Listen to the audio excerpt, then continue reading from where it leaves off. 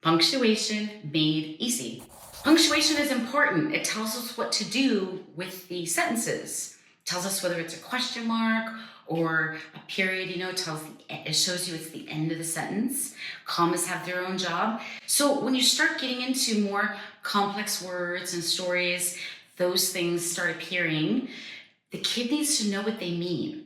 I'm going to show you a really easy way to explain it to a 4, 5, 6-year-old. First one is a period. It's telling you that's the end of the sentence. Every sentence has a full idea. You have a subject and something about it. The cat sat, period, end of sentence. Super easy. It just tells you it's the end of that idea. Okay, let's talk about a comma. So you can tell I'm geeking out on this. Commas have a couple different functions. Mostly it's to separate words, so you can separate those ideas. Now, here's a really good example. I have a bird, dog, and a cat. Now, if you don't separate these two, it sounds like you've got a bird dog. You've all heard the example, let's eat grandma, and let's eat grandma. You've all heard that, right? Well, this is similar, right? So I have a bird dog. A bird dog, what's that? All right. Now, if you have a comma there, it totally changes everything. Now it's separate. I have a bird, dog, and a cat. So that comma is very, very important in the meaning of the sentence. It just kind of separates that idea. If the kid isn't taught what that comma is, they're going to think it's bird dog, and that's just some weird mark in their way.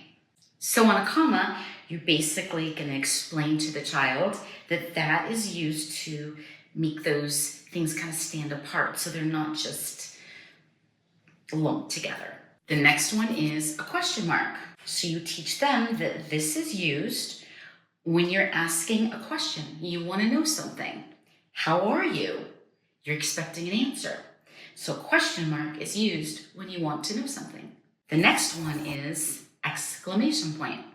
So that is just used to show emotion. The difference between, like if it was hello, period, hello, or hello. So it's showing emotion. Or a kid, you might say, you're showing that there's more feeling there. Apostrophe. So there are two main uses for an apostrophe. One is to show, and the way you would explain it to a kid, is that something belongs to something else. So the dog is the owner. It's the dog's fur. The fur belongs to the dog. So that shows ownership or that something belongs. The other one is when there are letters missing. You have contractions. So you would say that is used to replace or to tell you that there are letters missing. In this case, it's the N and the O right there. So apostrophe has two uses. One is to show that something belongs, and the other is to show that it's been shortened and there's letters missing. Apostrophe. Quotation marks. So you would explain to the kid that the quotation marks is used to show the exact words that were spoken.